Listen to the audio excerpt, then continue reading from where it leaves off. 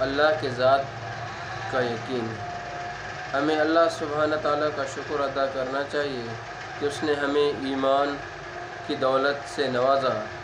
ایمان کا مطلب ہے کہ اللہ تعالیٰ کو اس کے تمام قدرتوں اور صفات کے ساتھ ماننا۔ کلمہ لا الہ الا اللہ ایمان کا کلمہ ہے۔ اللہ تعالیٰ سب سے بڑے ہیں اور اس کا ذکر بھی سب سے بڑا ہے۔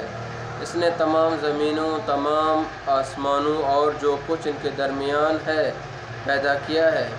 اس نے چھوٹی سے چھوٹی چیز جیسے ذرہ اور بڑی سے بڑی چیز جیسے پہاڑ پیدا کیے ہیں۔ اس کے تمام چیزوں پر پورا کنٹرول ہے۔ اگر ایک کالی چیونٹی کالے پتھر کے نیچے کالی رات میں ہو تو اللہ کی ذات اسے جانتا ہے، دیکھتی ہے اور رزق دیتا ہے۔